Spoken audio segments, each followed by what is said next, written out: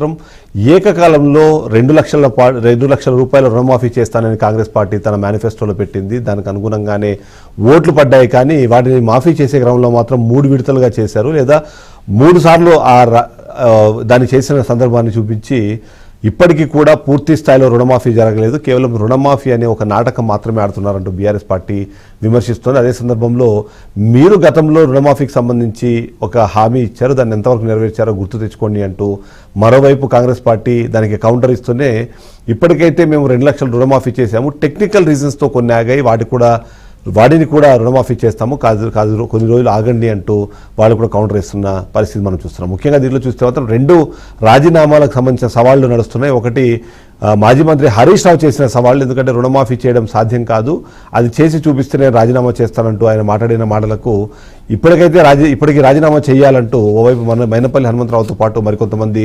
కాంగ్రెస్ నాయకులు కూడా హరీష్ రావుకి ఛాలెంజ్ చేస్తూ మరొకసారి పిలుస్తున్నారు, మీరు వెంటనే రాజీనామా చేయాలి, రుణమాఫీ చేశాము అంటూ. అయితే రుణమాఫీ ఎక్కడ జరిగింది? ఇప్పటివరకు 50% కూడా రుణమాఫీ దాటలేదు, కేవలం మీరు రుణమాఫీ పేరుతో కొత్త నాటకానికి తెరతీస్తున్నారు అంటూ హరీష్ రావు మండిపడుతున్నారు. అదే సందర్భంలో ఏవైతే ఎన్నికల సమయంలో ఇచ్చిన హామీలన్నీ కూడా నెరవేర్చాల్సిన బాధ్యత మీపైన ఉంది, వాటి గురించి కూడా మాట్లాడండి అంటూ హరీష్ రావు చేస్తున్న వ్యాఖ్యలు మనం చూస్తున్నాం. మొత్తానికి రుణమాఫీకి సంబంధించినంతవరకు అయితే ఈ యుద్ధం ఇప్పట్లో ఆగేలా లేదు. ఎందుకంటే మొన్నటికి మనం చూస్తున్నాము, రుణమాఫీ జరగలేదంటూ మాట్లాడడమే కాకుండా బీఆర్ఎస్ పార్టీ ఒక కాల్ సెంటర్ని ఓపెన్ చేసింది. టోల్ ఫ్రీ నెంబర్ ఇస్తే దాదాపుగా 1,20,000 కాల్స్ వచ్చాయంటూ బీఆర్ఎస్ పార్టీ నిన్న ప్రకటించడం కూడా మనం చూసాం. మొత్తానికి ఎంతమందికి జరిగింది, ఇంకా ఎంతమందికి రుణమాఫీ జరగాలి అన్న విషయం పైన క్లారిటీ రావాల్సిన అవసరం అయితే మనకు కనిపిస్తుంది. అదే సందర్భంలో ఈ రుణమాఫీ పూర్తి స్థాయిలో జరిగే అవకాశం ఉందా లేదా అన్న అనుమానాలు కూడా ప్రతి ఒక్కరిలో ఉన్న నేపథ్యంలో ఇదే విషయంపైన మనం చర్చను ప్రారంభిస్తున్నాం. మనతో పాటు అంద సత్యం గారు, రాజకీయ విశ్లేషకులు మనతో పాటు లైవ్లో జాయిన్ అయ్యారు. తనను ఒకసారి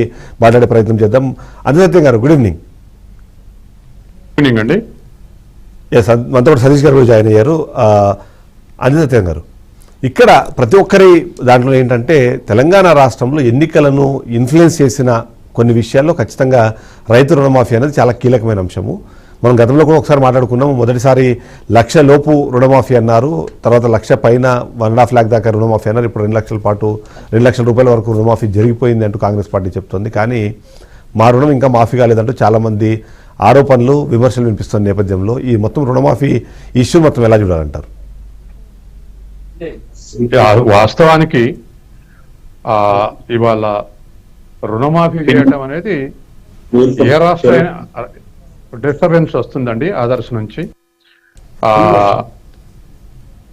స్టాప్ చేయండి, మైక్ స్టాప్ చేయండి. నరసింహ గారు, మీరు మ్యూట్ లో పెట్టుకోరా ప్లీజ్, డిస్టర్బెన్స్ వస్తుంది. మ్యూట్ లో పెట్టుకోండి ప్లీజ్. ఇవాళ ఈ రుణమాఫీ అనేది రాష్ట్రాలకు ఉన్నటువంటి ఆర్థిక పరిస్థితుల దృష్ట్యా ఏ రాష్ట్రమైనా రుణమాఫీ చేయడం చాలా కష్టం. అది మొదటి అంశం.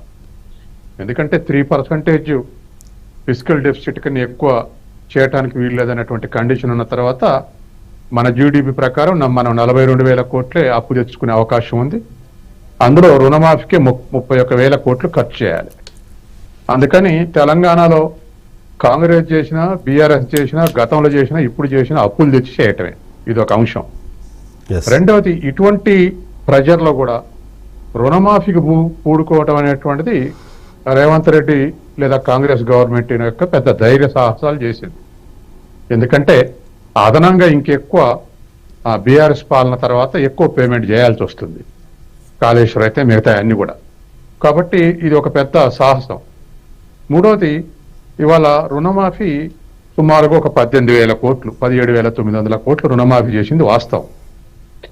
ఇంకా 50% రుణమాఫీ చేయాల్సి ఉన్నది అనేది కూడా వాస్తవమే. ప్రతిపక్షాలు ఇచ్చేటువంటి లెక్క కూడా వాస్తవమే.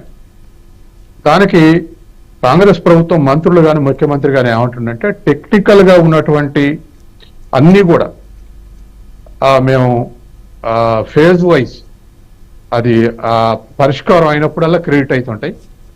టోటల్గా 31,000 కోట్ల రుణమాఫీ చేయటం ఖాయం. మేము దాన్ని వెనక్కిపోయే పరిస్థితే లేదు. ఇవాళ ఉన్న పరిస్థితులు కూడా 18,000 కోట్లు ఏక విడతగా చేశాం. ఇంతకుముందు మీరు విడతల వారిగా అంటారు, దాన్ని విడతల వారిగా అనరు. ఒక ఫైనాన్షియల్ ఇయర్ లో చేస్తే ఒకేసారి చేసినట్టు లెక్క. అవునవును. ఇప్పుడు కేసీఆర్ 25,000 లోపు ఒక ఫైనాన్షియల్ ఇయర్ లో, 50,000 లోపు ఒక ఫైనాన్షియల్ ఇయర్ లో, 75లో ఒక ఫైనాన్షియల్ ఇయర్ లో ఒక్కొక్క ఇయర్ లో చేసుకుంటూ వచ్చింది. అవును అది 4 విడతలు చేశాడు. అట్లా దాన్ని విడతలు అంటారు. ఇప్పుడు ఇది విడతలు కాదు, అవును కరెక్ట్ ఇది కరెక్ట్ ఒకే ఫైనాన్షియల్ ఇయర్ లో చేశారు కాబట్టి ఒకే విడతలు చేసినట్టే లెక్క మనం మాట్లాడుకుంటప్పుడు. అదే 3 సందర్భాలు లేదా 3 పర్యాయాలు అంతే. ఎస్ మీరు అంతే. ఇప్పుడు అందుకని ఇవాళ 18,000 కోట్ల రుణమాఫీ చేయటం అనేటువంటిది చాలా పెద్ద అచీవ్మెంట్. మిగతా 12,000 కోట్లు కూడా రుణమాఫీ చేస్తామంటారు. మేము వెనక్కిపోయే ప్రసక్తే లేదంటారు కాబట్టి నమ్మాలి. ఇది ఒక అంశం.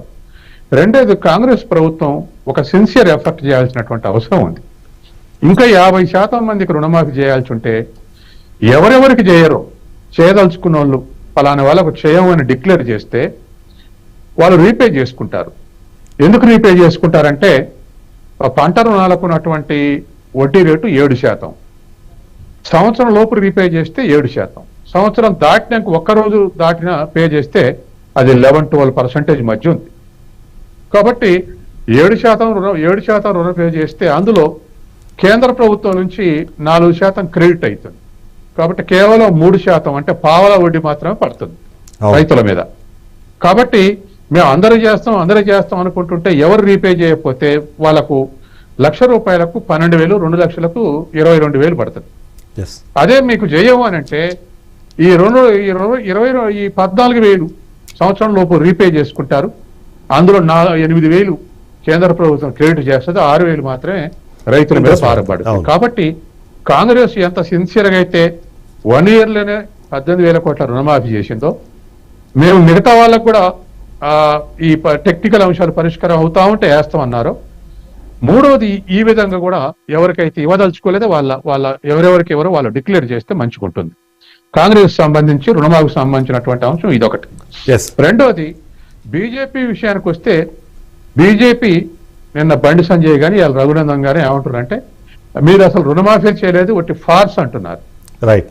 కానీ బీజేపీ వైపు చూస్తే అసలు బీజేపీ కేంద్ర ప్రభుత్వం కేంద్ర నాయకత్వం కానీ రుణమాఫీలు చేయొద్దు, ఇటువంటి ఉచిత హామీలు చేయొద్దు. ఒక్కసారి ఇంటరప్ట్ చేస్తాం మళ్ళీ